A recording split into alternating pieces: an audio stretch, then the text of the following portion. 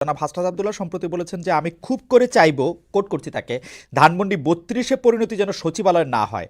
আমি এটা খুব করে চাইবো, মন থেকে চাইবো, কোনো এক সময় হয়তো এবছর না হোক, ১০ বছর পর হোক, ১৫ বছর পর, ২০ বছর পর সচিবালয়ের পরিণতি যেন গণভবনের মতো না হয়। আমরা একটু মানে সচিবালয় আমলাদের জনগণের জন্য কাজ করার এবং জনগণের শক্তি অনুধাবন করারও শক্তি তিনি জানান।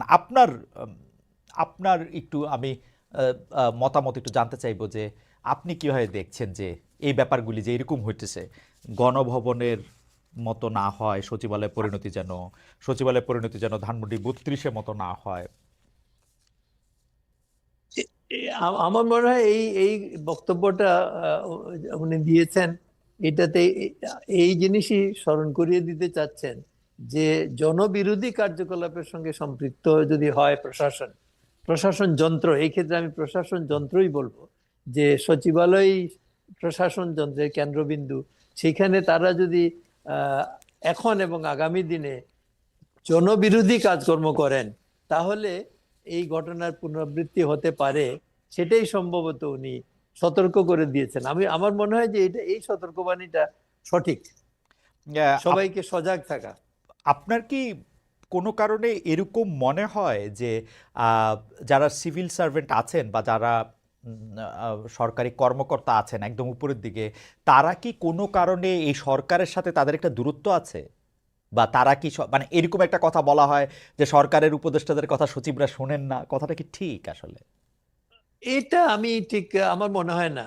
আমি আমি যতটুকু দেখছি, সবাই কাজ করার চেষ্টা করছেন। তবে একটা বিষয় আমার মনে হয়, হুম, সেটা হলো যে আহ, সরকারি আমলারা, আমি হুম, নিজেও চাকরি করেছি, হুম, আমরা বিধিবিধানের মধ্যে চলতে হয়। হুম, কিন্তু আহ, আমরা যদি রাজনৈতিক নেতৃত্বের কথা বলি, হুম, তারা অনেক সময় এই বিধিবিধান আহ, অনুসরণ করতে চান না, বা ব্যত্যয় করতে চান।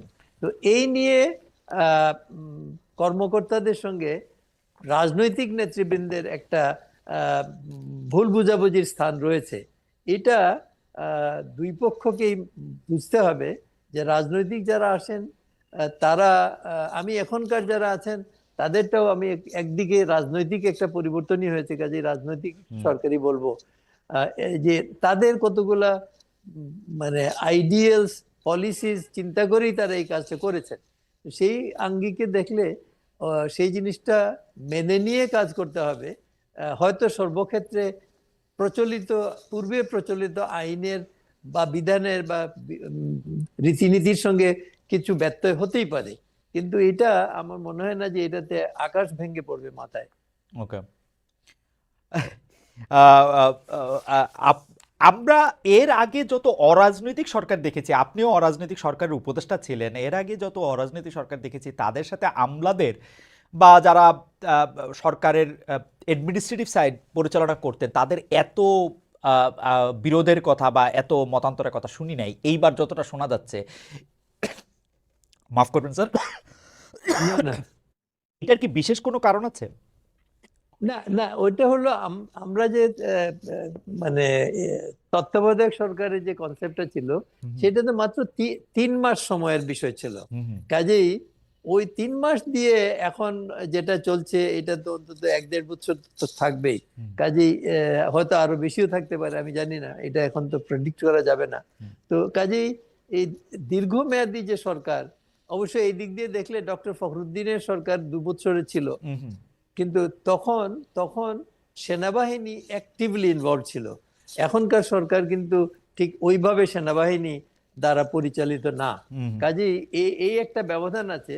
কিন্তু আদারওয়াইজ আমার মনে হয় দীর্ঘমেয়াদী হওয়ার কারণে হয়তো কিছু কিছু সমস্যা হচ্ছে, বাট আর কিছুটা আছে যে আহ, এই সরকারে যারা আছেন তারা নিজ নিজ কর্মক্ষেত্রে সবাই অনেক অবদান আছে, এনজিও সেক্টরে কাজ হুম, করেছেন এবং আন্দোলনের মধ্যে যারা তারা জড়িত ছিলেন। হুম, কিন্তু তাদের যে প্রশাসনিক জ্ঞান হুম, বা দক্ষতা, এইটা আমার মনে হয় যে তারা সকলের মধ্যে পূর্ণ মাত্রায় নেই, আমি এভাবেই বলবো। হুম, বা এই রুলস প্রসিডিওর, গভর্নমেন্ট চলে রুলস অফ বিজনেসের মাধ্যমে। ওকে। তো এই রুলস অফ বিজনেস সম্পর্কে তো তাদের সকলের পূর্ণ মাত্রায় ধারণা থাকার কথা নয়।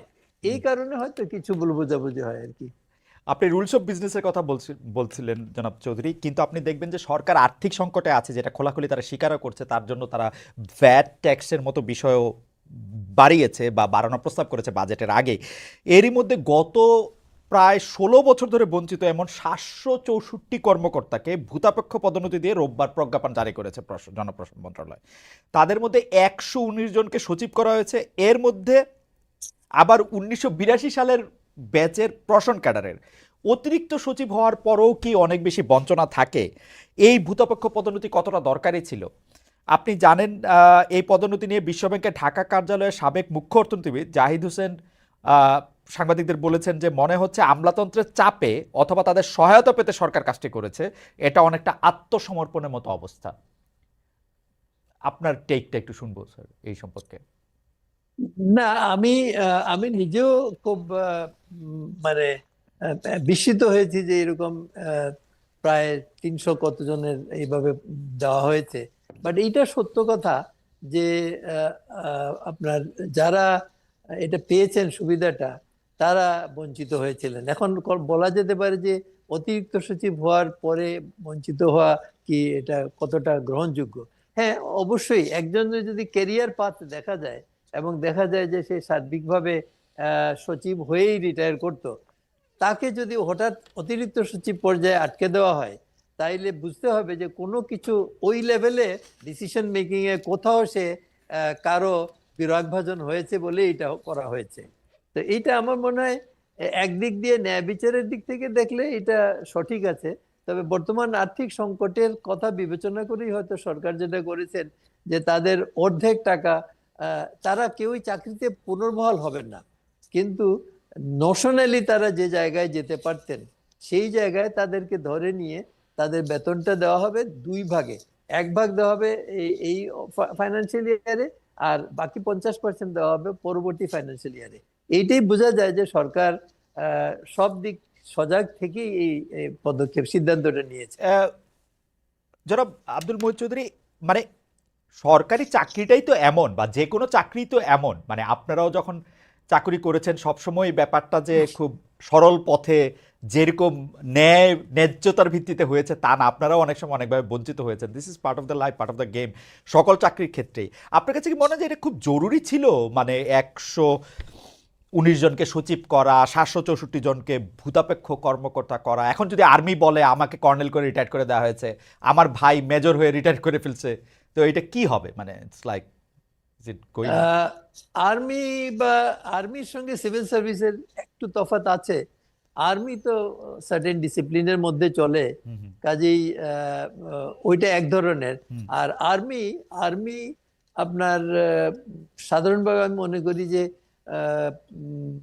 এই যে day to day business of the government সেখানে তো ইনভলভ থাকে না, কাজেই তাদের ফেভার ডিস্ট্রিবিউশনের অপরচুনিটি কম। বাট ফেভার্স, আমলাকে দিয়ে কাজ করিয়ে নেওয়াটা সব সরকার চায়। এবং এই কাজগুলো এই কাজগুলোর জন্য প্রত্যেকটা জিনিসের সঙ্গেই জন উন্নয়ন সম্পৃক্ত থাকে। তো সেই জন্য এইখানে আপনার এই ধরনের ইনফ্লুয়েন্স করার টেন্ডেন্সিটা বেশি থাকবে।